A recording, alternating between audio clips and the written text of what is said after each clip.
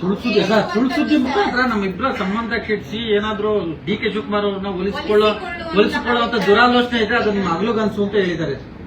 ಅವ್ರ ಅನುಭವದ ಮಾತು ಹೇಳಿದ್ದಾರೆ, ಇದು ಎಕ್ಸ್ಪೀರಿಯನ್ಸ್ ಅಲ್ವಾ. ನನ್ನ ನೋಡಿದ್ದಾರೆ, ನಾವು ಬೇರೆ ಪಾರ್ಟಿಲಿದ್ದಾಗೂ ನಾನು ನೋಡಿದ್ದಾರೆ, ನಮ್ಮ ಪಾರ್ಟಿಗೆ ಬಂದ ಮೇಲೂ ನೋಡಿದ್ದಾರೆ, ನನ್ನ ಹತ್ರದಿಂದ ನೋಡಿದ್ದಾರೆ. ಸರ್, ಚುನಾವಣೆಗೆ ಮುಂಚಿತವಾಗಿ ಸರ್ ನಿಮ್ಮನ್ನ ಒಲಿಸಿಕೊಳ್ಳುವಂತಹ ಪ್ರಯತ್ನಗಳಾಗಿರೋದು ನಿಮ್ಮ ಗಮನಕ್ಕೆ ಬಂದಿದೆಯಾ ಸರ್? ಬಿಜೆಪಿ ಜೆಡಿಎಸ್ ಅವರು ನಿಮ್ಮನ್ನ ಒಲಿಸಿಕೊಳ್ಳುವಂತಹ ಪ್ರಯತ್ನಗಳಾಗಿರೋದೇನಾದ್ರೂ ನಿಮ್ ಗಮನಕ್ಕೆ ಬಂದಿದೆಯಾ ಸರ್? ಅದು ಯಾವ್ದಾದ್ರು ಸಂದರ್ಭದಲ್ಲಿ ಸ್ಟೋರಿ ಬರೀತೀನಿ ನಾನು. ಅವಾಗ ಆಗಿದೆ ಸರ್, ಅದು ಆ ದಿನಗಳು ಬಿಟ್ಟು ಸರ್, ನಿಮ್ಮನ್ನ ಅರೆಸ್ಟ್ ಮಾಡಿದ್ದು ಜೈಲಿಗೆ ಆ ದಿನಗಳು ಬಿಟ್ಟು ಆಮೇಲೆ ಏನಾದ್ರು ಅಂತ ಅವೆಲ್ಲ ಮಾತಾಡೋದ್ರೆ ಏನೋ ಹೇಳ್ತಾರೆ. ಬಟ್ ಅದಕ್ಕೆ ಅಗ್ರಿ ಇದೀರಾ ಸರ್? ನಿಮ್ಮಿಬ್ರದ್ದು ಹಾಲು ಜೈನ್ ಅಂತ ಸಂಬಂಧನ ಸರ್? 23 ಎಲೆಕ್ಷನ್ ಗಿಂತ ಮುಂಚೆ ಎಲೆಕ್ಷನ್ ಆಗೋವರೆಗೂ ಹೌದು ಸರ್, ಈಗಲೂ ಹಾಗೆ ಇದೆಯಾ? 28ಕ್ಕೂ ಹಂಗೆ ಇರ್ತದೆ.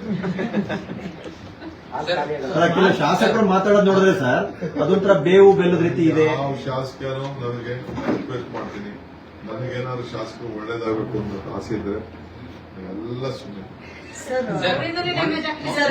ಡಿ ಕೆ ಶಿವಕುಮಾರ್ ಅವರು ದೆಹಲಿಗೆ ಹೋಗಿ ಬಂದ ನಂತರ ಯಾಕೋ ಸಿಎಂ ಕುರ್ಚಿಯ ಬಗ್ಗೆ ಮಾತನಾಡೋದಿರ್ಲಿ, ಅದ್ರ ಬಗ್ಗೆ ಯಾವುದೇ ಹೇಳಿಕೆ ಕೊಡೋದಕ್ಕೆ ಲೇಟ್ ಆಗ್ತಾ ಇದಾರೆ ಅಂತ ಏನಾದ್ರು ಹೈಕಮಾಂಡ್ ಉತ್ತರ ಕೊಡ್ತದೆ, ನಿರ್ಣಯ ಮಾಡ್ತದೆ. ಸರ್, ಮೊನ್ನೆ ಏನೋ ಮಲ್ಲಿಕಾರ್ಜುನ್ ಖರ್ಗೆ ಅವರು ಮತ್ತೆ ರಾಹುಲ್ ಗಾಂಧಿ ಅವರು ಜೊತೆಗೆ ವೇಣುಗೋಪಾಲ್ ಅವರು ಚರ್ಚೆ ಮಾಡಿದ್ದಾರೆ ಅನ್ನೋ ಸುದ್ದಿ ಹರಿದಾಡ್ತಾ ಇದೆ ದೆಹಲಿ ಮಟ್ಟದಲ್ಲಿ. ಇದೇ ವಿಚಾರವಾಗಿ ಚರ್ಚೆ ಮಾಡಿದ್ದಾರೆ ಅನ್ನುವಂಥದ್ದು. ಮಾತಾಡಕ್ ಹೋಗಿಲ್ಲ, ಕೇಳಕ್ ಹೋಗಿಲ್ಲ. ಕೆಪಿಸಿಸಿ ಅಧ್ಯಕ್ಷರಾಗಿ 6 ವರ್ಷ ಆಗಿದ್ದಕ್ಕೆ ಡಿನ್ನರ್ ಇಟ್ಕೊಂಡಿದ್ದೀರಂತೆ ಮಾರ್ಚ್ 10ಕ್ಕೆ. 10ನೇ ತಾರೀಕು. ಏನ್ ಸರ್ ವಿಶೇಷ? ಸರ್, ಕೋಇನ್ಸಿಡೆಂಟ್ 6ನೇ ತಾರೀಕು ಬಜೆಟ್ 6ನೇ ತಾರೀಕು ಮಾರ್ಚ್ 6ಕ್ಕೆ ಸರ್, ಕರೆಕ್ಟ್ 6 ವರ್ಷ 10ಕ್ಕೆ MLC-ಗಳಿಗೆ MLA-ಗಳಿಗೆ ಏನ್ ಸರ್ ಡಿನ್ನರ್ ಸ್ಪೆಷಲ್ ಸರ್? ನಾವು ಸೆಲೆಬ್ರೇಷನ್ ಮಾಡ್ಕೊಂಡ್ರೆ ನೀವೆಲ್ಲ ಟಿವಿಯವರೆಲ್ಲ ನಮ್ದು ಸೆಲೆಬ್ರೇಷನ್ ಮಾಡ್ಕೊಂಡಂಗೆ, ಪೇಪರ್ ಮಾಡ್ಕೊಂಡಂಗೆ ನಾವು ಮಾಡ್ಕೊಂಡ್ರೆ ಇಲ್ಲೆಲ್ಲ ಬಕೆಟ್ ಹಿಡಿತಾ ಇರ್ತಾರೆ ಮನೆಗೆ. ಸೇಮ್ ಅವ್ರನ್ನ ಇನ್ವೈಟ್ ಮಾಡಿಲ್ಲ ಸರ್? ಎಲ್ಲಾನು ಕರಿತೀವಿ, ಎಲ್ಲ ಶಾಸಕರು ಸರ್. ಕೌನ್ಸಿಲ್ ಡೆಪ್ಟಿ ಚೇರ್ಮನ್ ಯಾರಾದ್ರು ಡಿಸೈಡ್ ಮಾಡಿದ್ರು? ನೋಡೋಣ, ಅದ್ರ ಬಗ್ಗೆ ನಾನು ಮಾತಾಡ್ತಾ ಇದ್ದೀನಿ, ಚೀಫ್ ಮಿನಿಸ್ಟರ್ ಹೇಳಿದ್ದೀನಿ. ಪಿಸಿಸಿ ವಿಚಾರದಲ್ಲಿ ಪರಮೇಶ್ವರ್ ಅವರು ರೆಕಾರ್ಡ್ ಬ್ರೇಕ್ ಮಾಡ್ತೀರಾ ಸರ್? ಸರ್, ತಾವು 7ನೇ ವರ್ಷದ ನಂತರ ಮುಂದುವರಿತೀರಾ ಸರ್? ಇನ್ನು ಈಗ 6ನೇ ವರ್ಷ ದಾಖಲೆ ಆಗಿದ್ರು, 7ನೇ ವರ್ಷ ಕಂಟಿನ್ಯೂ ಆಗ್ತೀರಾ ಸರ್? ಇಂದ ಪರಮೇಶ್ವರ್ 8 ವರ್ಷ ಇದ್ರು, ಕೆಪಿಸಿಸಿ ಅಧ್ಯಕ್ಷರಾಗಿ 8 ವರ್ಷ ಹೇಳಿ ಸರ್. ಎಲ್ಲರೂ ವಿಶ್ ಮಾಡ್ತಿದ್ದಾರೆ ಸರ್, 8 ವರ್ಷನೂ ಪೂರೈಸ್ಲಿ ಅಂತ. ನ್ಯೂ ಬ್ಲಡ್ ಶಿಫ್ಟ್ ಹೊಸ ಆಲೋಚನೆ ಬರಬೇಕು, ಹೊಸ ಆಲೋಚನೆ ಇರಬೇಕು. ನಾವೆಲ್ಲ ನಾನು ಫಸ್ಟ್ ಟರ್ಮ್ MLA ಮಂತ್ರಿ ಅಲ್ಲ, ನಾನು ಪರಮೇಶ್ವರ್, HK ಪಾಟೀಲ್, ರಾಮಲಿಂಗ, ನಾವೆಲ್ಲ ಆಯ್ತು, ನಮ್ದೆಲ್ಲ ನಾವೆಲ್ಲ ಸೀರಿಯಸ್ ಇದ್ದೀವಿ. ಹೊಸದು ಬಂದು ಸರ್, ಹೊಸ ಬ್ಲಡ್ಗೆ ಅವಕಾಶ ಕೊಡಕ್ಕೆ ನೀವು ಹೇಳ್ಬೇಕು ಸರ್. ನೀವು ಇದ್ರೆ ಮತ್ತೊಂದ್ ಕಡೆ ಕೂರಕ್ಕೆ ಚೇರ್ ಇಲ್ಲವಲ್ಲ ಸರ್? ನನ್ನ ಅಭಿಪ್ರಾಯ ತಿಳಿಸಿದ್ದೀನಿ.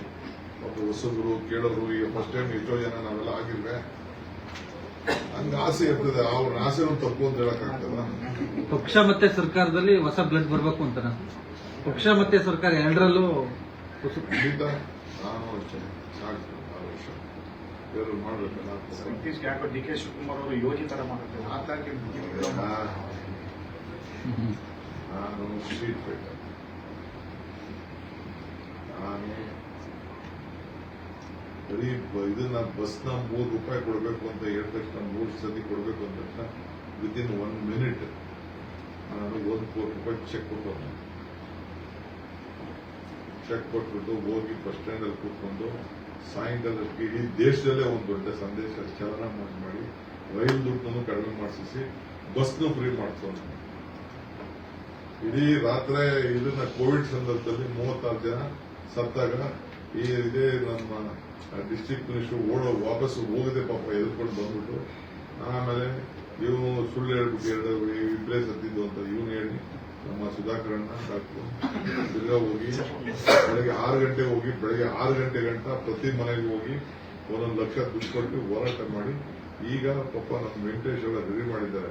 ನಾನೇ ಬಂದು ಚೆಕ್ ಕೊಡ್ತೀನಿ ಸುಮ್ಮನೆ ಅಂತ ಹೇಳಿದ್ರು ಎಲ್ಲರಿಗೂ, ಅವ್ರಿಗೆಲ್ಲ ಕೆಲಸ ಕೊಡ್ತಾ ಇದ್ದೀನಿ.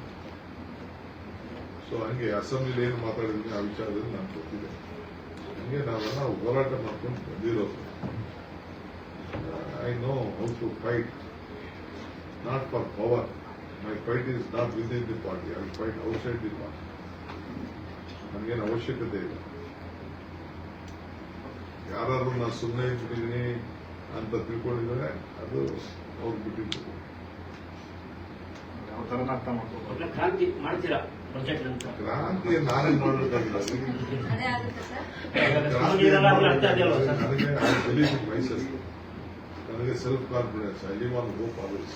ಪ್ರಯತ್ನ ಪ್ರಾರ್ಥನೆ ಎರಡು ಫಲ ಕೊಡುತ್ತೆ ಸರ್ ನಿಮ್ಗೆ ಈ ಸಲ. ನಾನೇನು ಪ್ರಯತ್ನ ಮಾಡಬೇಕಾಗಿಲ್ಲ. ನನಗೇನು ಯಾವಾಗ ಏನು ಬರಬೇಕು ನನಗೆ ಬಂದೇ ಬರ್ತದೆ. ನಾನು ಕಾನ್ಫಿಡೆನ್ಸ್ ಬರುತ್ತೆ ಸರ್.